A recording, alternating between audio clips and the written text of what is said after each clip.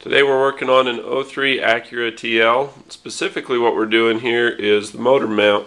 If you look down all across the front of this engine compartment, you'll see that there's not a motor mount down there because it's over here.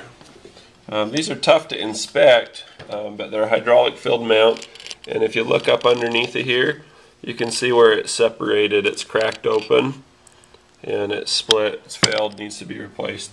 So the way that this sits in the vehicle, it's out like this so that you can see it, but it sits in there like that and you won't recognize it until I go like this.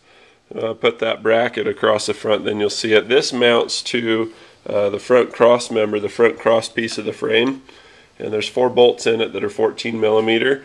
3 of them can be accessed from the top just by using a long extension like this and a 14 millimeter socket. The nut on the top of that bracket, you need, this is the 14, this is the 17, to get this one off, and then you can pull the rest with the 14 millimeter. Then you also need to pull the bracket from the block, and to do that, it's again 3 14 millimeter bolts. The only real hard thing about doing this one is getting this bolt is very tricky because the exhaust goes straight down the side of it and it blocks access from above. So the way to get that bolt is to use a long deep socket and a 3 millimeter extension, and then a 1-inch wobble extension, and then a short flexible ratchet. And if you use that from above over the top this way, that's just long enough and leans over with that extension just long enough to where you can get it no problem. The next thing that you'll need to do once you get all those bottom ones out is pull these ones. I usually pull this first, this nut. It's a 17 millimeter, like I said, from above, and then I pull these 2 bottom ones. These are a trap for your ratcheting box wrench. If you use a 14 millimeter ratcheting box wrench and stay on it too long, what happens is, especially if you have ones that are unidirectional like mine, you'll get it backed up and it'll just trap itself to where you can't get your wrench out, and then you'll have to get everything else off and lean it off. You can still pull it, but it's a lot easier if you just crack it with a manual box wrench, and then after that just spin them out by hand from below. To get this one out, you just need to get a shallow socket like that, and I usually use a long one just to crack it. And then after it's cracked, I'll just use this in my hand, the socket, and I'll just spin it out. Once you have everything unbolted, you'll be able to pull it up a little bit and it'll snag. The reason why it snags is there's a vacuum line that goes on the bottom of this. I'll set this over here. Can't really tip this over, it'll spill fluid everywhere. But see that little nipple? There's a vacuum line that goes into that. So the vacuum line goes onto that little pipe right there. So I'll disconnect it from that, and I'll use my pry bar just to push the very end of it like a finger trap.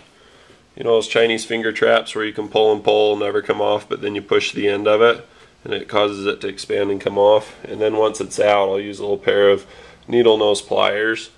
I like to use the 90-degree ones that are easy to work with, but I'll use those to pull the vacuum line off only after it's completely out. And to get it out, you'll need to support the vehicle on jack stands and then raise the engine up just a little bit.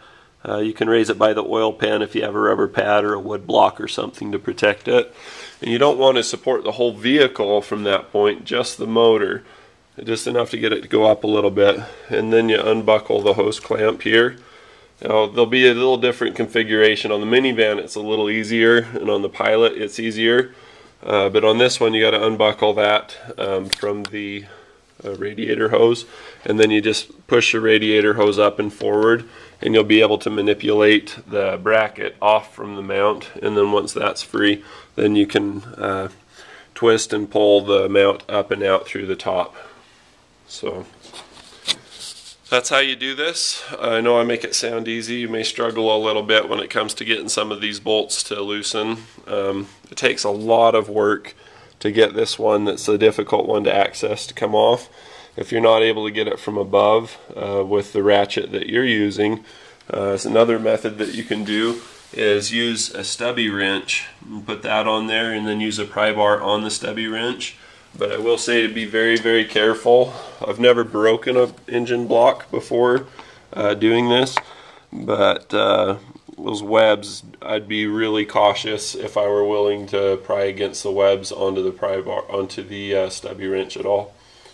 Hope this video is helpful to you. If it is, be sure to click like. If you want to see more videos like this, just click subscribe above. If you have any questions, put them in the comments below. There he is. How's it going? You fill a doorway pretty well, don't you? Yeah, sometimes. All right. Cheers.